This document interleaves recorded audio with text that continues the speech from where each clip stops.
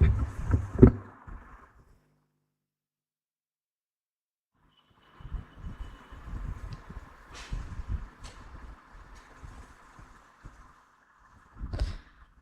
शांति। ओम शांति। ओम शांति। आज बहुत अच्छा दृश्य दिखाई पड़ता है। जैसे बैठी वैसे संकल्प आया कि आज जो बाप दादा वतन से उतर के आए तो बहुत खुश होते, क्योंकि बाबा को विशेष 100 ब्राह्मणों से उत्तम कन्याएं देख करके और विशेष कुमारों को भी देख करके बाबा को बहुत खुशी होती है। हमको अपने जीवन में नाज हो कि हमारा इस कल्याणकारी पुरुषोत्तम संगम युग के अंदर विशेष कुमार और कुमारियों का जीवन बाबा ने हम बच्चों को ऐसे शक्ति दे करके और ऐसे ज्ञान योग के द्वारा ऐसे पवित्र जीवन व्यतीत करने के लिए हम सभी को प्रेरणा दी है। मुझे याद आता है कि विशेष विवेकानंद कहते थे कि मुझे 100 कुमार ऐसा युवान पवित्र मिले तो मैं सारे देश की शान को बदल सकता हूँ। लेकिन आज उन्होंने तो बहुत प्रयत्न किए, देश विदेश में जाके घूम करके ऐसे प्रचार करते रहे, लेकिन उनसे भी महान शक्ति परमात्मा जो हम सभी को शिव बाबा के स्वरूप में, बाप के, टीचर के, सतगुरु के स्वरूप में प्राप्त हुआ है और उन्होंने हम सभी को चुन करके सारे विश्व के परिवर्तन के लिए और सारे विश्व को बदलने के लिए आज हम सभी बच्चों को चुना हुआ है। तो आपको ये खुशी और नशा रहे और साथ साथ हमारा ये जो जीवन है संगम युग के अंदर एक विशेष बाबा ने हम बच्चों को चुन करके अपना बनाया हुआ है और इसीलिए हम सभी को ये खुशी और नशा हमेशा रहे। मुझे याद आता है कि जब सबसे पहले हम मधुबन यज्ञ के अंदर साकार बाबा के समय गए थे मिलने के लिए, उसी समय हम लोग तो बहुत छोटे थे, कोई 10-12 बरस की कन्या थी, मैं 14 बरस की थी और कोई 16 बरस की थी, ऐसे हम 7 कन्याएं थी। और जब मधुबन बाबा के पास गए तो हम तो बहुत ही नाजुक भी थे, अलबेली भी थे। तो गए तो हम तो देरी से उठे और फिर क्लास में बाबा आ गए थे और वहाँ हम लोग गए तो पीछे बैठे हुए थे, एकदम पीछे हम बैठे थे। तो बाबा की नज़र सुनाते सुनाते हम लोगों के तरफ गई तो सारी सभा में बाबा ने उठाया कि जो पीछे छोटी छोटी कन्याएं बैठी है वो सभी उठ करके पहली लाइन में आगे आए और बाबा के सामने बैठे। तो सभी के बीच में उठाया तो बहुत शर्म आने लगी कि बाबा सब के बीच में हम लोगों को उठाया और आगे बुलाया तब से लेकर के हम लोगों ने नक्की किया कि कल से लेकर हम जल्दी उठ करके बाबा के आने के पहले पहली लाइन में बैठ जाए। तो ये बाबा ने कैसे बैठ के सिखाया और बाबा की पालना इतनी प्राप्त की है जो आज हम यहाँ तक पहुँचे हुए हैं। और आपको देख करके वही छोटेपन के जीवन की स्वाभाविक याद आती रहती है। और आप सभी कन्याएं भी अभी जीवन के अंदर और कुमार भी अपने जीवन के अंदर विशेष कोई न कोई जीवन की प्रेरणाएं जरूर लेना, क्योंकि व्यक्ति की प्रेरणाएं तो व्यक्ति लेते ही रहते हैं और जो कार्य उनको करना होता है वो कार्य आगे बढ़ते बढ़ते करते जाते हैं। लेकिन यहाँ तो हमको स्वयं भगवान आकर के हम बच्चों को ये प्रेरणा देते हैं और ऐसे श्रेष्ठ ऊंचा जीवन व्यतीत करने के लिए बाबा हम बच्चों को कहते हैं। तो आज विशेष हम ये संकल्प ले कि हमारा जीवन जब तक हम जीते हैं, जब तक हम इसी शरीर में हैं, तब तक हम कन्या के स्वरूप में और कुमारों के स्वरूप में हम अपने जीवन प्रभु पिता परमात्मा को मन से संकल्प करके समर्पित करके अंत तक ऐसे जीवन को हम व्यतीत करेंगे और हमारा जीवन ईश्वरीय सेवा के अंदर विश्व परिवर्तन के कार्य के अंदर लगा हुआ रहे, ये हमारा जीवन का संकल्प हो। और साथ साथ जब से लेकर के बाबा का ज्ञान लिया और जब से लेकर के हम बाबा के ज्ञान को अपने जीवन के अंदर धारण करते हैं तो हम बाबा के पक्के कुमार और कुमारी रहे। सबसे पहला हमारा जीवन पवित्रता का है।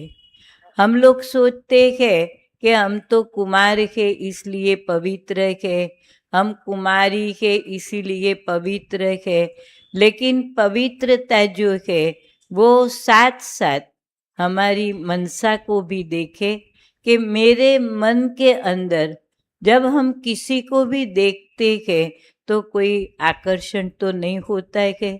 मैं अपना प्रैक्टिकल अनुभव सुनाऊं।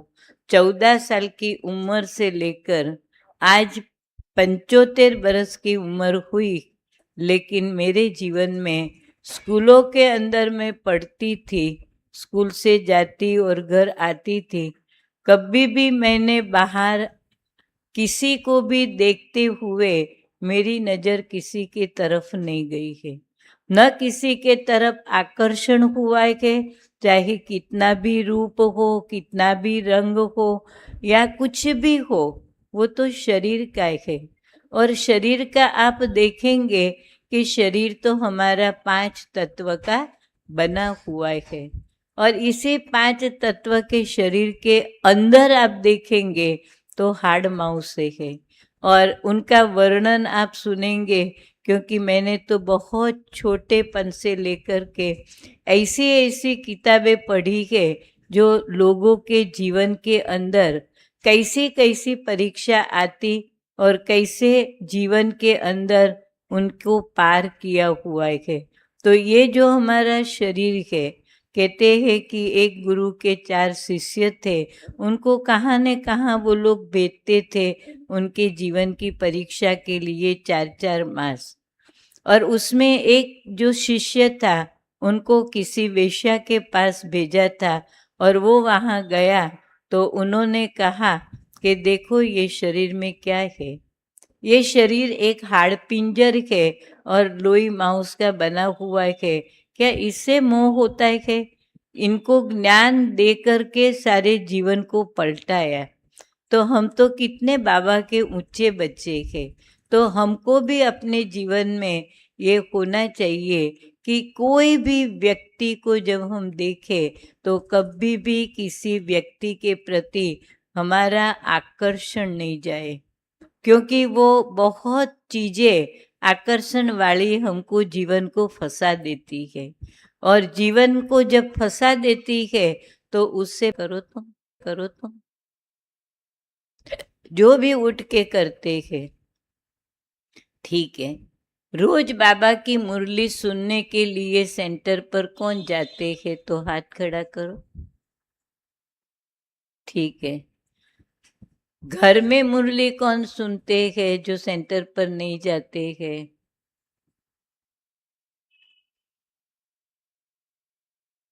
अभी मैं अपना बताऊं, हम अहमदाबाद में बहुत दूर रहते थे, और उस समय हम लोगों के घर की परिस्थिति ऐसी थी कि पिताजी को 1 साल से सर्विस नहीं थी, और घर के अंदर बैंक बैलेंस भी बहुत कम था, और आराम से हमको दाल रोटी खाना मिलता था, और आराम से हम लोग 5 भाई बहन पढ़ाई भी करते थे, और घर में आराम से कभी भी कोई इच्छा नहीं रखी है कि हमको बाहर का मिले, ये मिले, लेकिन घर में बस रोटी और सब्जी या दाल रोटी मिलती है, बड़े मजे से जीवन को व्यतीत करते थे। लेकिन जीवन के अंदर कैसी भी परिस्थिति आए, लेकिन बाबा हम बच्चों को कभी भूखे नहीं रखते हैं, और इसीलिए हम अपने जीवन के अंदर संतुष्टता जो है वो विशेष जीवन के अंदर हम सभी के अंदर था, और कभी जीवन में फरियाद नहीं की है कि हमको ये नहीं मिलता है, कि ये चाहिए वो चाहिए। लेकिन आज हम देखते हैं कि कैसे बाबा जब ज्ञान मिला, और हमारा अलौकिक जो जन्म है वो जानकी दादी से हुआ, और उसी समय सबसे पहले गुजरात के अंदर हमारे घर के अंदर गीता पाठशाला खुली, और उसी समय हमारे पास ऐसे परिस्थिति नहीं थी कि हम रोज सेंटर पर जा सकें, क्योंकि रोज बस की टिकट निकालनी पड़े। पिताजी तो साइकिल पर जाते थे, लेकिन हम लोग तो बस में जाते थे, माताजी और मैं। तो वो पैसा टिकट का खर्च करते तो घर के अंदर कुछ चीजें नहीं लानी है और नहीं वो उनसे चलाना है, ऐसे जीवन को चलाते थे। लेकिन फिर भी वो खुशी और नशा था, और उसके कारण जब ज्ञान में सारे परिवार चले तो पिताजी को जानकी दादी ने कहा कि मधुबन चलो बाबा के पास। तो पिताजी ने कहा मुझे सर्विस मिल जाएगी तब मैं मधुबन चलूँगा। तो फिर उसी समय समझो कि मधुबन जाने के लिए जानकी दादी को कहा कि हमने कभी अपना हाथ ऐसा नहीं किया है, तो हम आपसे कैसे ले सकते हैं, इसीलिए मुझे सर्विस मिलेगी तब मैं आऊँगा। तो माता जी ने कहा नहीं, हम घर में कुछ भी करेंगे। आप उस समय टिकट जो थी वो 11 रुपये की आने जाने की थी, ज़्यादा तो थी नहीं, लेकिन उस समय 11 रुपया अभी का 1100 रुपया कहेंगे। उसी समय हमने घर में सब्जी और दूध लाने का बंद कर दिया और पिताजी को मधुबन में भेजा। तब बाबा ने कहा कि बच्चे तुम क्या करते हो? तो पिताजी ने कहा बाबा मैं तो घर में बैठा हूँ, मेरी तो सर्विस है नहीं। बाबा ने कहा तुम्हारे लिए तो तैयार है, क्यों नहीं करते हो? बोला तैयार होते तो मैं जरूर करता। बोला नहीं बच्चे, तुम्हारे लिए तो सर्विस तैयार है। जब 7 दिन के बाद जब पिताजी घर आए बाबा को मिल करके, दूसरे ही दिन एक मिल के सेठ ने चिट्ठी लिखी कि तुम सुबह में कारीगरों को लेकर के रात को 12 से 7 बजे की सर्विस में आप आ जाओ। अभी देखो भगवान जो है किन बच्चों को मदद करता है, जो बाबा के अंदर हमको निश्चय होता है, और साथ साथ बाबा की वो शक्ति वो पावर वो कैसे हमको मिलता है वो हमने अनुभव किया। और सर्विस दूसरे ही दिन मिल गई, और उनके बाद हम बाबा के पास गए। तो हम 7 कन्याएं गई थी और उसमें से बाबा ने मुझे कहा कि बच्ची अभी घर नहीं जाना है, अभी तुमको बाबा की सेवा में लगना है। और उसी समय बाबा ने अपनी गोद में बिठा करके सिर पर हाथ घुमा करके और वरदान दिया कि बच्ची आप जहाँ भी जाओगी वहाँ आपका पाँव पड़ेगा, सफलता तुम्हारे चरणों में झुकी हुई है। ऐसे करके बाबा ने कहा दाल रोटी बनाना आता है? तो घर में तो कुछ काम करते नहीं थे, दाल रोटी बनाना आता नहीं था। मैंने बोला नहीं बाबा, कुछ भी मुझे नहीं आता है। अच्छा वो सीख जाना दाल रोटी बनाना, तुमको दाल रोटी खाना मिल जाएगा और 2 कपड़ा पहनने के लिए मिलेगा तो तुमको चलेगा। मैंने बोला बाबा ऐसे भी मेरा जीवन सन्यासी है।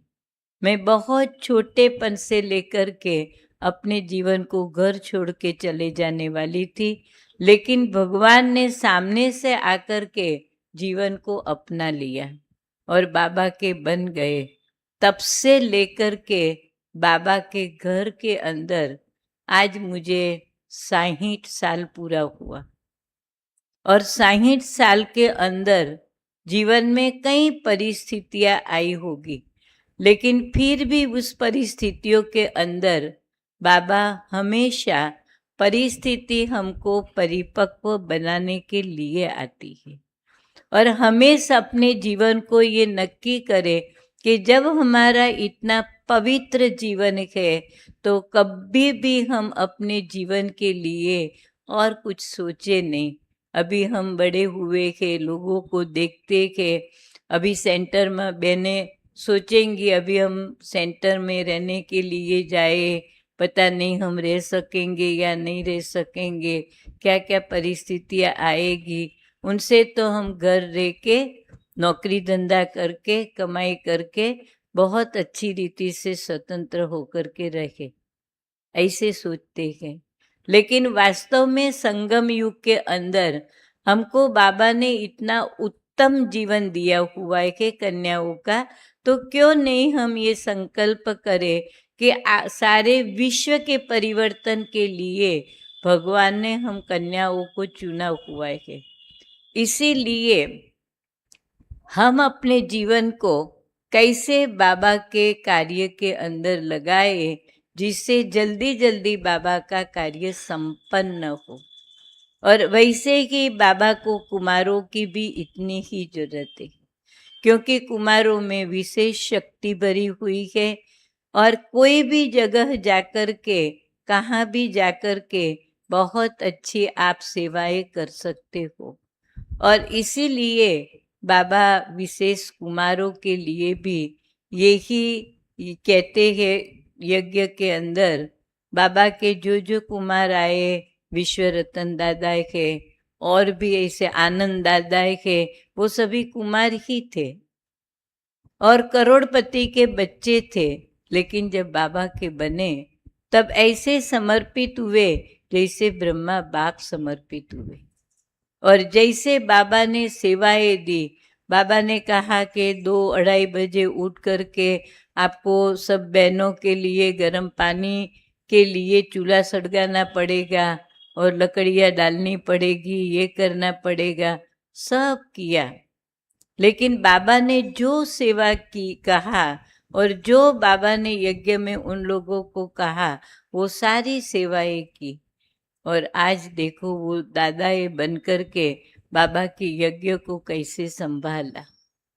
और हमारी दादियाँ भी, कोई 10 बरस की, गुलजार दादी 10 बरस की थी, कोई 12 बरस की थी, कोई 14 बरस की थी, कोई 8-10 बरस की थी।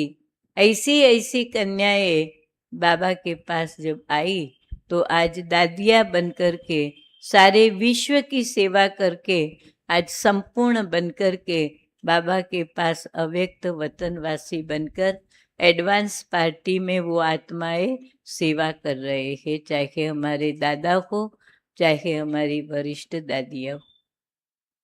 लेकिन आप सभी बहुत भाग्यशाली हो, आज सूरत की इतनी सारी कन्या और कुमारों को देख कर के सचमुच खुशी होती है।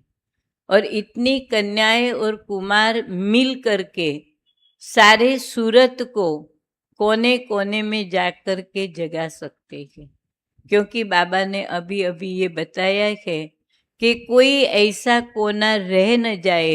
अभी लास्ट के अंदर जो बाबा की रिवाइज कोर्स की मुरलियाँ चलती है और उसमें बाबा हम बच्चों को कहते हैं एक घर भी बाकी रह न जाए जिसमें बाबा का संदेश न मिले।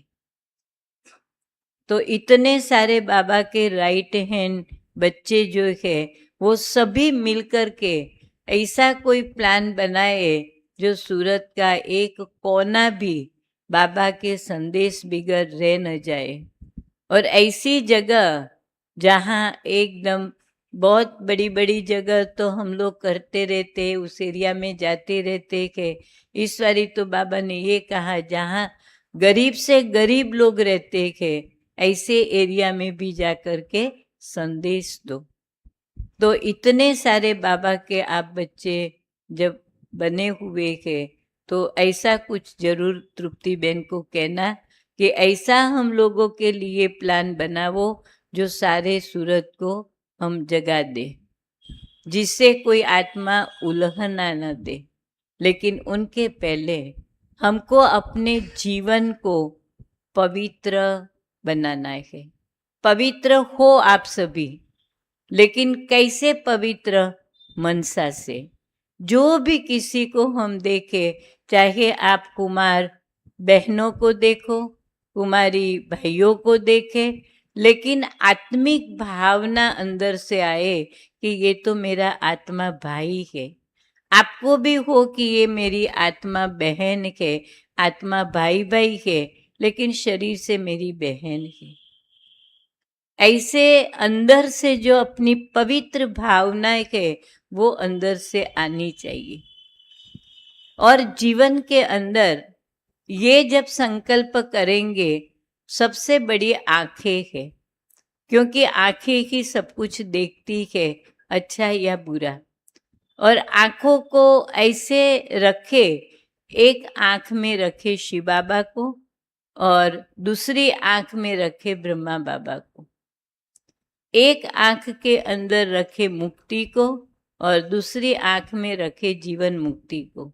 जैसे अपनी आंख पवित्र बने और पवित्र चीजें देखे और पवित्र ही देखते सोचे, ऐसी हमारी दृष्टि हो।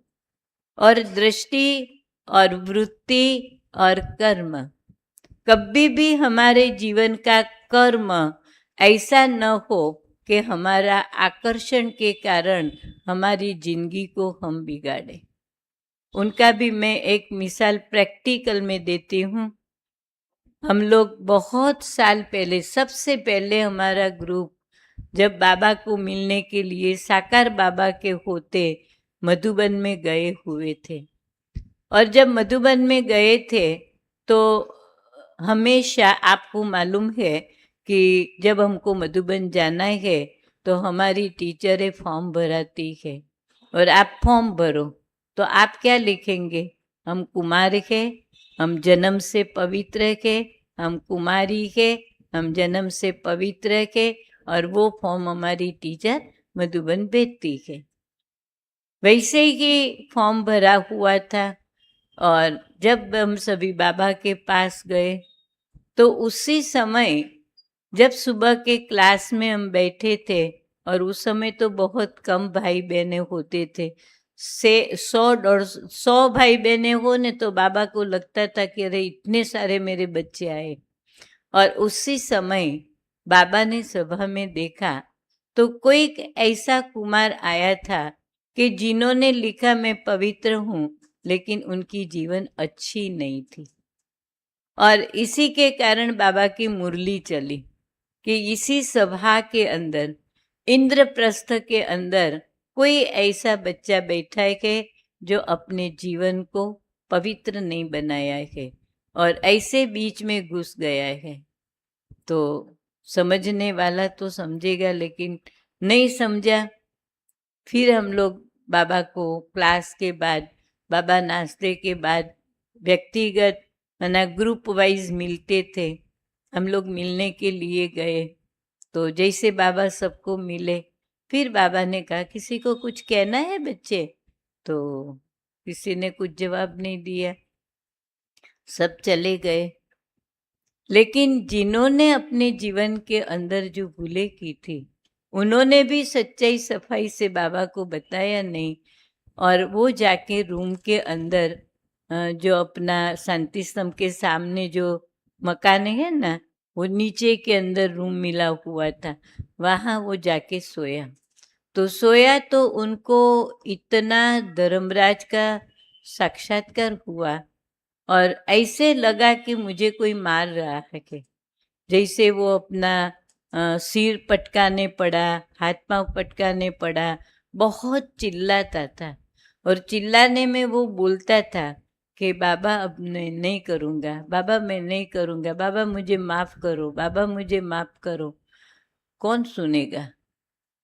और उस समय छोटे छोटे मेरे लौकिक भाई बहन भी आए थे मधुबन में, तो उन्होंने देखा रूम में आवाज़ आ रहा है, तो एकदम बाहर डर गए। बाहर निकल के विश्व किशोर भाई को बोला कि भाऊ एक भाई बहुत चिल्ला रहा है, आप हाथ पकड़ के लेके गया।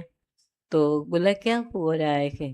बोला बस मुझे सजा मिल रही है, कोई मार रहा है कि कुछ हो रहा है कि आप बाबा को बुला के लाओ। तो भाऊ बाबा को बुलाने गया, तो बाबा ताश खेल रहा था बहनों के साथ। तो बाबा को बोला कि बाबा आपको बुला रहे हैं। तो उन्होंने कहा कि अभी कैसे बाबा आएगा, उसको सजा खाने दो बच्चे, वो ऐसे विकर्म करके आया है, झूठ बोल के आया है। तो फिर जैसे कि बाबा ने उनको कहा कि उनको जो भी सजा ये सजा है उनकी, तो बाबा नहीं गया। तो भाव ने पानी का ग्लास लेकर के गए और उनको पानी पिलाया और आँख पर छाटा और कहा कि बच्चे अभी शांत हो जाओ, ये बाबा ने पानी भेजा है कि। तब वो शांत हुआ। और उनके बाद दोपहर में जब हम ग्रुप वाले बाबा को मिलने गए और साथ में वो भी मिलने आए, तब बाबा ने कहा कि बच्चे क्या अनुभव किया? तो कुछ उन्होंने बोला नहीं। हम लोग सब उठ के चले गए, तब बाबा ने उनको बिठाया और कहा बैठो, लिखो टू धर्मराज और पत्र लिखो और बाबा को दे दो, तुम्हारा आधा माफ होगा जब सच्चाई और सफाई से लिखेंगे। ऐसे बाबा धर्मराज का रूप करते थे। हम लोग, ये मैं अनुभव इसीलिए सुना रही हूँ कि हम बाबा के बच्चे हमेशा अपने जीवन को बचा के रखें। कभी भी हमारी आंखें किसी में डूबे नहीं, किसी में जाए नहीं। क्यों? कि संगम युग का इतना अमूल्य जीवन है जो भगवान ने हमको चुना है और भगवान ने हमको दिया है। तो हम बाबा की सेवा जो है बहुत अच्छी कर सकते हैं। और वैसे हम कन्याएं अपने जीवन के अंदर पढ़ाई भी करें, आगे भी आप बढ़ो। बहुत अच्छा है कि पढ़ाई के लिए आगे बढ़ते हैं, आप लोग सेवाएं भी बहुत अच्छी कर सकते हो। लेकिन साथ साथ जीवन का निर्णय तो करना ही चाहिए कि हम कन्याओं को अपने जीवन कन्हैया जो शिव बाबा है उसको कैसे देवे। ऐसे अपने जीवन को बाबा को देवे और बाबा के जीवन के अंदर हम ऐसे जीवन को जोड़ ले कि मेरा तो एक शिव बाबा ही है, दूसरा कोई नहीं है।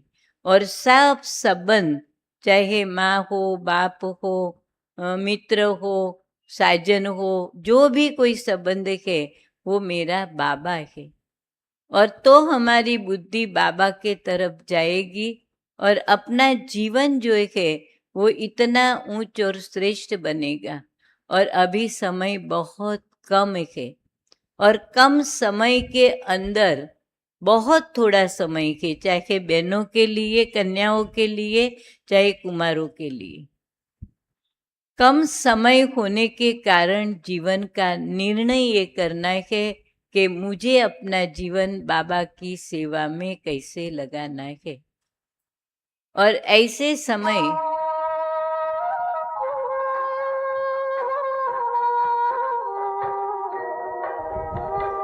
योगी बनो, ज्ञानी बनो, योगी जीवन है प्यारा। योगी बनो, ज्ञानी बनो, योगी जीवन है प्यारा। काम क्रोध मद लोभ मोह वश आज है सब मोहताज। योग लगा कर पाप मिटा ले, स्वर्ग सजा ले तू आज। काम क्रोध मद लोभ मोह वश आज है सब मोहताज। योग लगा कर पाप मिटा ले, स्वर्ग सजा ले तू आज। जन्म जन्म की प्यास बुझा ले, पावन बन कर आज। योगी बनो, ज्ञानी बनो, योगी जीवन है प्यारा।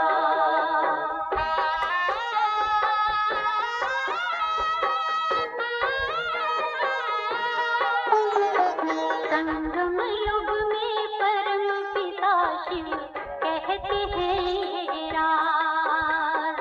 तू है एक अविनाशी आत्मा, सुन लो मेरी आवाज।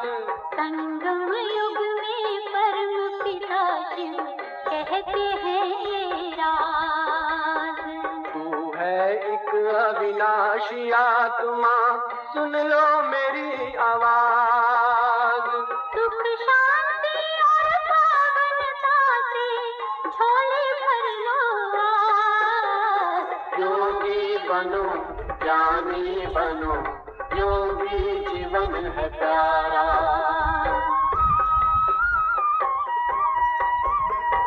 परम धाम से आए हैं शिव ब्रह्मा तन आधार। मुक्ति और जीवन मुक्ति का जन्म सिद्ध अधिकार। परम धाम से आए हैं शिव ब्रह्मा तन आधार। मुक्ति और जीवन मुक्ति का जन्म सिद्ध अधिकार। चलना है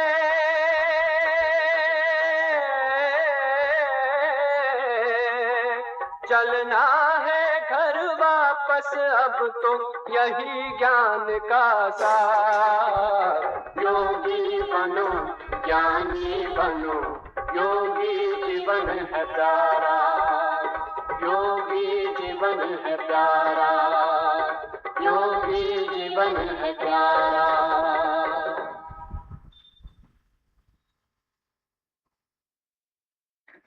ओम शांति। एक दो बातें सुना के मैं पूरा करती हूँ, क्योंकि विशेष मेरा अलौकिक जन्म जानकी दादी से हुआ है और मेरे जीवन की मांगनी जानकी दादी, अव्यक्त मम्मा और साकार बाबा तीनों ने मांग करके यज्ञ में लिया है।